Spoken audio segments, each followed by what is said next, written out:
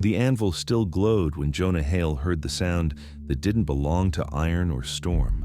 Not the hiss of snow on coals, not the sigh of wind under the eaves. A weight shifting wrong in his wood pile, slow, careful, like a boulder trying to breathe. He lifted the hammer again out of habit, not courage.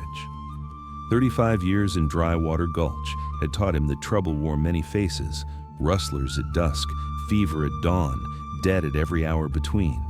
He'd buried a wife to winter pneumonia and a son to a fevered horse that fell hard and fast. Trouble had 1,000 shapes, but not this one. Because when Jonah eased open the back door of the forge and peered into the lean-to, what he found wasn't a cougar or some shivering drifter looking to steal his coal. It was a woman. She filled the doorway like a door herself. Even in a crouch, she seemed too tall for the world, shoulders broad as the forge's lintel, damp buckskin clinging to muscle that looked hammered and tempered by years of work more honest than any man's. Her hair hung in 2 long, soaked braids, beads and tin cones dulled by sleet. Blood had crusted along her ribs where a bullet had torn a black kiss through leather and flesh. She kept one hand pressed there and the other on the ground, fingers long and square, as if she could hold herself to the earth by will alone. Her eyes found him, dark, steady, no plea in them. No apology either, just calculation. The kind a man learns when life has taught him that mercy is rare and expensive. "Stop right there," Jonah managed, voice raw with smoke. "You're hurt." She watched him watching her. Then, with a careful breath, she did something that told Jonah 2 things at once. She took her hand off the wound and lifted both palms. Empty, peace. And the blood that followed her fingers down told him the clock had started ticking. "Name?" he asked, because names mattered in a town like this. Names were how you placed a person, whose kin, which camp, how much trouble. She frowned at the English, then spoke in Cheyenne, soft as the snow. Jonah understood only a handful of words. He'd shod enough tribal ponies and traded enough ironware to learn the essentials. Horse, water, bad, good. This wasn't any of those. But she tapped her chest once, slowly. Wingyang. Then, correcting herself, halting English. Woman of many hills. The words came rough, like stones being pushed up out of the spring thaw. He nodded as if that settled anything. "I'm Jonah. Hale." He gestured to the forge. The heat, the orange light that made the storm beyond, looked bluer than death. "You'll freeze out here. You'll bleed out faster." A step sounded out front, boot thuds on muddy plank. Then another and another. Jonah's mouth went to dust. The railroad boys. The Black River and Continental had rolled its iron into dry water not 2 months back, pinned down the town with spikes and debt, and started buying or breaking any man who thought land meant anything once the surveyors unrolled paper across it. Where track wanted to go, everything else learned to move. Jonah had already said no 3 times to Silas Pike, the railroad's wire-thin agent who smiled like a saw blade. No to selling the forge. No to signing a right-of-way accommodation that somehow gifted them not just a strip across his backlot, but the well his wife had blessed with a ring of white stones and a prayer. No to fitting iron shoes on the railroad's hired guns at a discount for a better future for the community. Outside, men laugh the way men do when they hold a thing they think you can't take back from them. The woman flinched toward the sound, not away. Instinct, Jonah thought. Predators do that. So do chiefs. "Quiet," he whispered, and jerked his chin toward the coal bin. He'd built it himself, double-walled, dry as bone, with a narrow crawl space behind the stacked sacks where a body could hide if that body were ordinary. She was not ordinary, but fear shrinks anyone who lets it. She slid sideways, teeth clenched, hand firm over the wound. When her shoulder brushed the jam, the oak groaned like a pew under a giant's grief. 3 men entered without knocking. They never did. Snow swirled around their hats, melted on their mustaches, glittered on the black oilcloth of their coats. Silas Pike stepped in last. He was small, neat, and mean in the way of men who have found power that doesn't require them to lift anything heavier than a pen. He removed his hat carefully, as if he respected the forge's heat while despising the man who made it. "Evening, Mr. Hale," he said, and his smile was frost-rhymed. "Storm like this, iron must be screaming for your touch." "Evening, Mr. Pike," Jonah said, and set the hammer down gently on the anvil. His palms smelled of coal and horses and fear. "You bring your own iron to scream with?" The two hired guns looked around like dogs scenting meat. One was scar-nosed with railroad-stamped heels. The other wore a deputy's tin star that said he was the kind of law that only points one direction. Pike nodded toward the back. "We tracked something to your door." "Bleeding?" "Big." "You planning to shoot my anvil?" Jonah asked, trying on a grin that didn't fit. The deputy moved toward the lean-to. Jonah stepped into his path without thinking.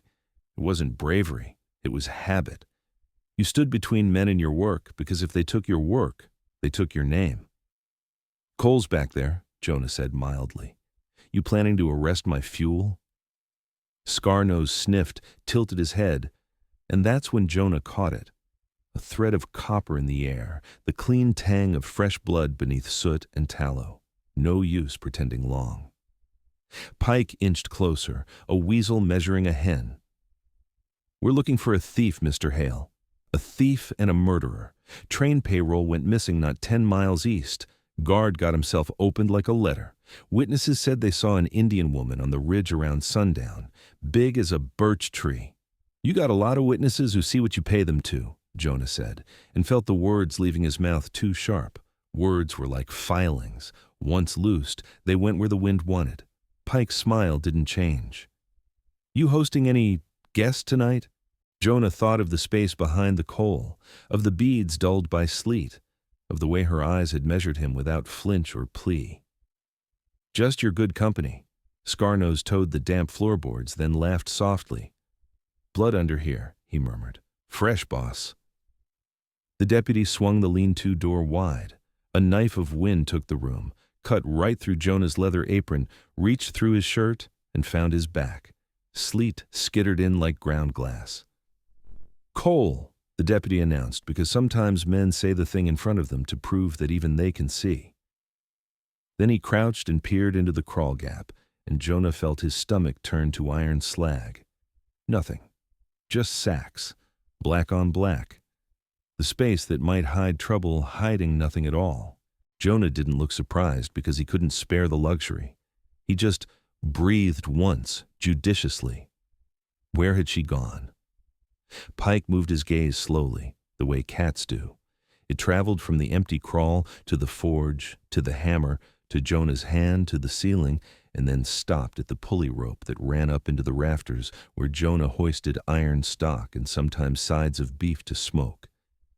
There was a shadow up there, a heavy, patient shape tucked above the joists where heat pooled and smoke hugged in winter.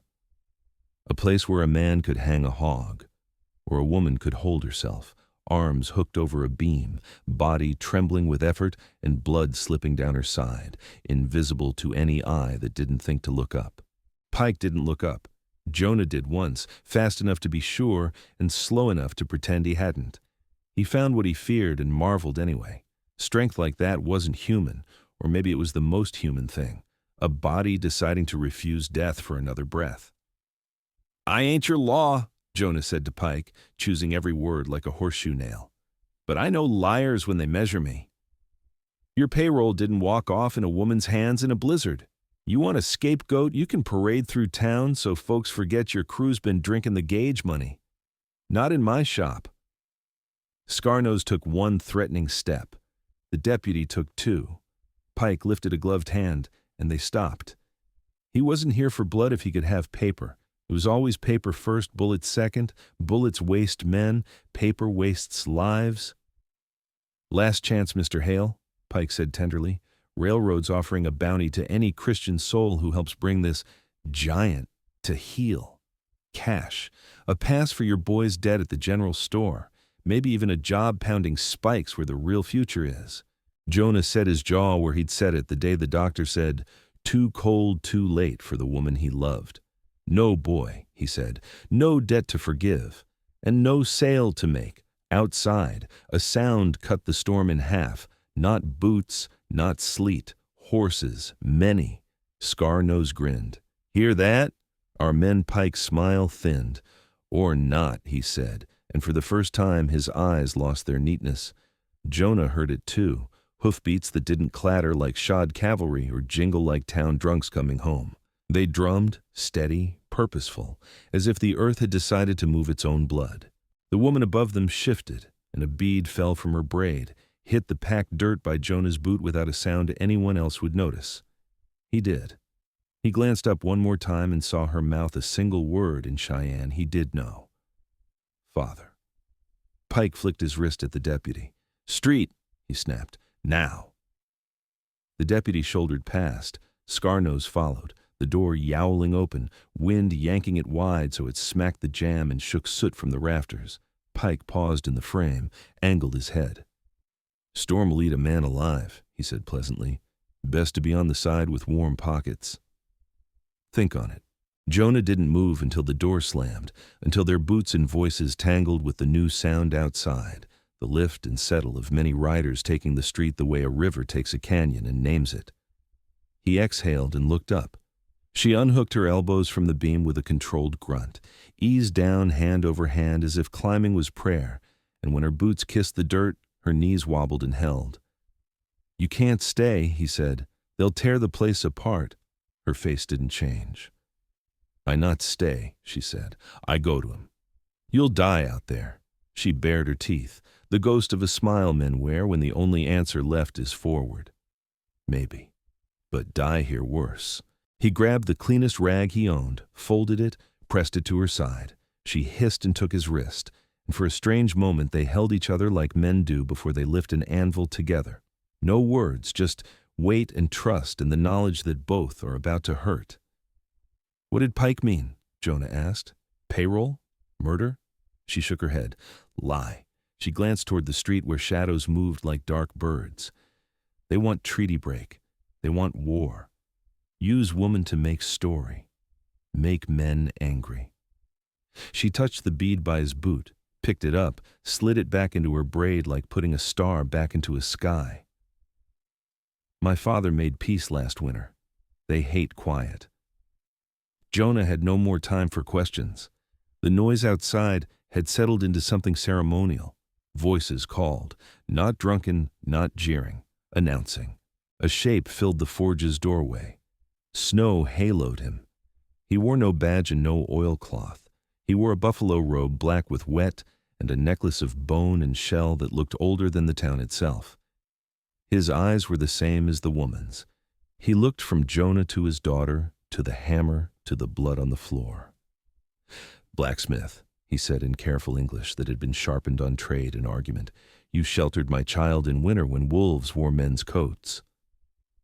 Before Jonah could answer, a different set of boots crunched behind the chief, Pike's men fanning, townsfolk gathering, a dozen currents colliding at his door. The chief stepped aside and raised his hand to the street. Riders parted. Behind them, a travois slid quiet as a sled. On it lay a man with a coat Jonah recognized even at a distance. Sheriff Abel Rusk. Throat purpled, eyes open to a sky that had no answers. "Your lawman is dead," Silas Pike announced loudly, glad to have found a righteous hill to stand on. "And by God, we know who to hang for it." The wind shoved the forge's smoke into everyone's faces at once, and for a breath the world went blind. If you were Jonah Hale, standing with a giant's blood on your floor and two kinds of law at your door, paper and bone, which oath would you honor? The one a railroad wrote in ink, or the one a winter night wrote in blood? Choose wrong, and the town burns. Choose right, and it still might. Smoke made everyone look guilty. It softened edges, smeared hats and faces into the same charcoal smudge, so a man's eyes became the only thing you could read. Out in the street, the stairs said everything town and prairie had been saying to each other for 50 winters. You move. No, you. The chief took one slow step inside and removed the buffalo robe from his shoulders as a guest would, not a conqueror. He laid it across a peg by the door without asking. It was an old gesture that said, We are men in a room, not animals in a pen. My daughter found your roof, he said. I am Broken Cloud. We bring your lawman because lie is fastest horse. He nodded toward the travois. Do not let lie run first. Silas Pike lifted his voice enough to gather ears. I appreciate your concern, he said, almost bowing, almost spitting. But the law doesn't need delivery. It needs obedience. He pointed at Woman of Many Hills. And the murderer is right there, Chief. If you all just step aside. She did not kill him, Broken Cloud said, mild as a pond until a wind hits it. I am sure, because the man still had his gun. Scarnose frowned, thrown by the simple math. Pike didn't miss a step. So you looted nothing, he said silkily. That's very noble. Jonah moved to the travois. He didn't ask permission. The sheriff had come to the forge 100 times for nails and gossip. He had once carried Jonah's son on his shoulder to watch a thunderhead walk the prairie like a slow god. You didn't leave a friend's body to be pointed at by men who turned grief into leverage. Let me see him, Jonah murmured. The young warrior who had dragged the travois, calm-faced, cheek stung raw by cold, stepped back. Rusk's throat had gone the unnatural purple Jonah had seen on men taken by rope, but the bruising was wrong. Too low, deep under the jaw, not high under the ear the way a hanging leaves its punch. Jonah pressed 2 fingers against the skin and felt the stiffness where blood had pooled. He lifted the sheriff's collar and found a thin, tight scrape along the neck. Not rope, wire, smooth and merciless as arithmetic. He sniffed because smells told truths.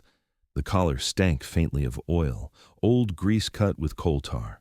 The perfume of the railroad's new telegraph shack, where a reel of wire big as a wagon wheel sat by the stove, sweating its smell into everything. Jonah had fitted the hinges on that shack last month. He knew the stink like a family name. He looked at the sheriff's hands next. The nails were packed with dark grit but not ground soil, softer, finer. He rubbed a pinch and it slid like burnt sugar, cinder dust, trackbed ash. A man dragged along the ties will grab at what's there, and what's there is the railroad's leavings. Found where? Jonah asked the chief without looking up. By the place where lightning speaks, Broken Cloud said, where the thin house sends voices into the iron snake. He meant the telegraph. Pike's smile tightened a stitch. Coincidence, he said too fast. An Indian would call a river a snake and a telegraph a talking lightning. Charming. But our lawman died by savage hands. Iron is savage, Woman of Many Hills said, and her voice had dropped to the register of drums. Blood had soaked through Jonah's makeshift bandage. She had gone pale under the bronze of cold, but her jaw had its own weather. Wire kills silent. We don't know that, Jonah said, but it was the kind of protest a man makes at the edge of a cliff. He already knew. A bell began to clank down the line where the tracks cut the flats. A slow, measured, self-important bell with money behind it. Heads turned. Even men who hated the railroad couldn't help but look when it brought its floating parlor to town. Ah, said Pike, relief smoothing his face.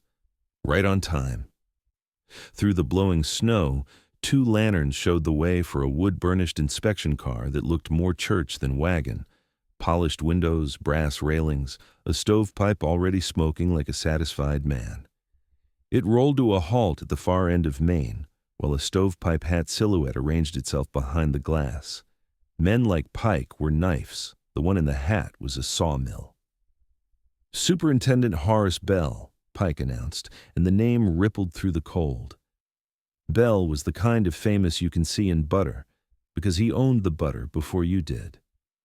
He stepped down to the planks with a smile he had practiced in larger towns than this and took off his hat at an angle that suggested courtesy without actually feeling it. Neighbors, he called, rich voice cutting across the street like hot soup. Terrible business. Sheriff Rusk. God rest him.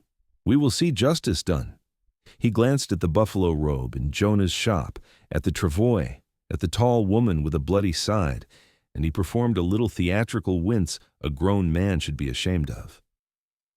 No one wants a war, he said, not the railroad. not the good citizens of Dry Water, not even our visitors. So we will do what civilization demands." He spread his hands as if bestowing something. "We will offer terms." Pike's eyes gleamed. This was the part where paper killed faster than bullets. Bell went on, pacing slowly as if the boards were a pulpit. "The Black River and Continental is prepared to gift this town a permanent depot. Not a whistle stop, mind you, an honest depot with freight office timetable and payroll every fortnight. A roundhouse within the year. 60 jobs. Bring your boys home from chasing cattle. We'll put them to work with dignity and regular pay. We'll site a pump at Mr. Hale's well for the locomotive. Yes, Jonah, and put your water on every timetable between Junction City and the Divide." Murmurs ran through the crowd like the first itch of fever. Depot. Work. Pay. In a winter where flour went dear and boots went thin, those were holy words. Bell let the hunger simmer. Then, "In return, we require only what order requires: the surrender of the murderer into proper custody, the vacating of certain encumbrances to progress." He tipped his hat in the direction of the Cheyenne riders as if nodding to a painting. "We will move the track slightly to the north, over that knoll. Requires us to claim the little cemetery. Sad, yes, but we will re-enter with full honors. And we will drive a trestle right over that wash by the cottonwoods, which currently sits on Mr. Hale's back lot." Jonah's spine went cold under the heat of his forge. The knoll Bell pointed at was a hill of names and prayers. His wife's stone lay there, and the small box where he'd put a boy he hadn't gotten to know long enough to ask what he'd want, carved on his marker. The cottonwoods shaded the ring of white stones around their well. Every word Bell said sounded like a man offering clothes to a widow while he folded them into his own trunk. "If we do this," Bell concluded, "Dry Water Gulch becomes Dry Water City inside of a season. Or," and here his face arranged itself into sadness, "we move the depot 12 miles east. The schedule is unforgiving, friends. Progress is a jealous wife." Pike cut in with the cudgel to Bell's carrot. "The murderer," he reminded, "or no depot. Scar-Nose let out the laugh of men who get paid no matter who bleeds. Hang her now and be done." "Try," said Woman of Many Hills. It wasn't a dare. It was a weather report. Broken Cloud put his hand up, and the riders behind him, the dark, breathing wall, didn't move, which was its own kind of threat. Stillness can be louder than thunder. "We do not want your rope," he said. "We came to bring your man so you would not wake to a lie. But I keep my blood." His gaze moved to Jonah, not pleading, weighing. "You decide with your dead watching," he said, not with his money speaking. Bell turned his palms toward the crowd, full warm sermon again.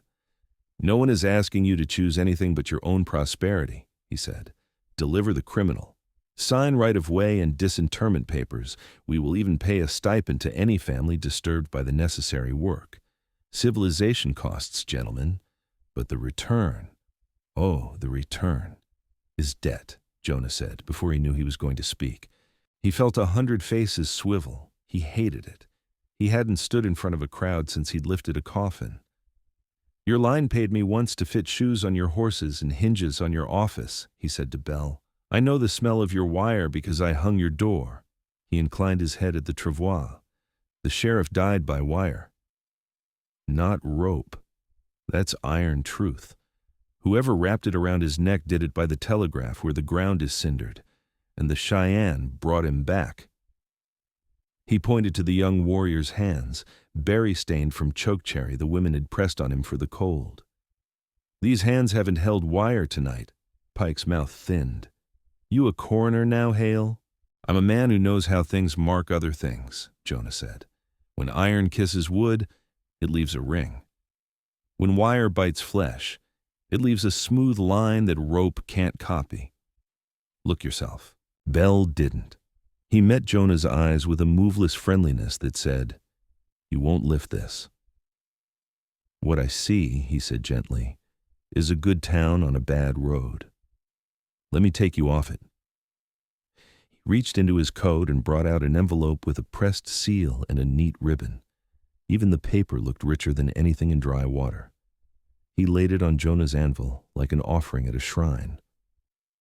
"Your signature," he said, "and we begin tomorrow." Jonah stared at the envelope. He heard his wife's laugh somewhere in the dry part of his heart where it still lived. He saw his boy holding a wooden horse he'd cut, pretending it was iron. He saw the ring of white stones around the well and pictured a pump squatting over it like a stranger taking supper at your chair. He smelled telegraph grease on a good man's collar. He heard 60 men breathe because they were counting their own empty cupboards. He didn't pick up the pen. The street shifted. The crowd had come to the gate in its own head, and folks looked for someone to open it. Old Mrs. Cooley hugged her shawl tighter, as if that would warm what money might. Zeb Carter, who hadn't had steady pay since the freighting dried up, stared at the envelope like it was meat. Mr. Allen from the church stared at the cemetery hill. "Pastor," Bell said softly to Mr. Allen, "we will move your stones respectfully. We will erect an obelisk with every name. Think of the souls who would be saved by a town swell with prosperity." "Souls don't ride a timetable," the pastor said, but he said it like a man talking to his own doubt. Jonah felt the chief's gaze again. "You speak," Broken Cloud said, and Jonah understood the cruelty. He didn't mean speak to Bell, he meant speak to his own. The town. Woman of many hills swayed where she stood. Jonah stepped to her, pressed new cloth hard against the wound. She didn't flinch. She had set her eyes far away where the hills are low and patient. "If you give me," she murmured to Jonah, voiced just for him. "They make story they want. They hang one woman and hang peace beside her." "And if I don't," Jonah whispered back, "they burn your small stones," she said. "They call it necessary." The bell on the inspection car tolled once, twice, as if the car itself were impatient to be fed paper. Pike lifted the pen with a flourish and offered it like a toast. "All eyes on Jonah Hale," he said, delighted to have a stage. "Our respected blacksmith. A practical man, a man who knows his town. Sign, Jonah. Be sensible." The word sensible felt like a nail aimed at his throat. Jonah looked past the pen, through his shop's open mouth, to the cemetery knoll under its crust of storm. The wind had thinned, and he could see the top stones, the small one, the bigger one, white as if somebody had laid a palmful of winter itself there. His wife had set those stones in a circle around their well because she said water remembered kindness. He believed her still. He had no right to tell the dead to move for a man who wanted to turn memory into a timetable. He put his hand on the envelope and slid it back across the anvil, slow enough to be seen, quick enough to be understood. "No," Jonah said. The word didn't echo. It landed and lay there like a horseshoe cooling on dirt. Bell's eyes didn't blink. "No to what?" he asked, courteous to the bone he was about to carve. "No to hanging a woman to buy a depot," Jonah said. "No to laying iron through graves as if the dead were weeds. No to paper that lies about justice to tithe us to your clock. Not in this shop. Not with my hand I see," Bell said. He put the pen away, as carefully as a butcher wipes his knife. Then we moved to less generous terms. Pike's signal was small, 2 fingers, barely a twitch, but its meaning walked the street in boots. The deputy stepped forward, his tin star the color of pewter in the stormlight. 10 hired guns fanned to either side like doors opening to a room no one wanted to enter. "Arrest her," Pike said, "and if anyone interferes, arrest them too." A rider's whistle cut the air. Broken Cloud lifted his chin, and the horses on the street folded like black water, making a narrow corridor that led from Jonah's open door to the mouth of the alley where the snow deepened and the cottonwoods made a tunnel of bare hands. One path, one chance. It was invitation and warning both. Jonah looked at the corridor, then at the deputy, then at the men who had eaten in his house and warmed by his forge, and now watched to see whether their own fear would be enough to keep them in place. He had an anvil and a hammer. He had a woman leaning on his arm who could pull herself into rafters with her own blood sliding down her side. He had a town trying not to choose. Choices don't wait for better weather. "Get ready," Jonah told Woman of Many Hills. "For what?" she asked. For me to do something stupid, he said, and almost smiled, because sometimes stupid was all a man had that wasn't for sale. He reached past the anvil and took a length of chain he used to lift iron stock, heavy, cold, honest. He looped it once around his fist, and the forge threw light on old scars across his knuckles like constellations nobody bothered to name. He turned to face the deputy stepping over the threshold with his hand on his gun and Silas Pike behind him with his hand on God. Some stories break, some stories bend. This one drew breath.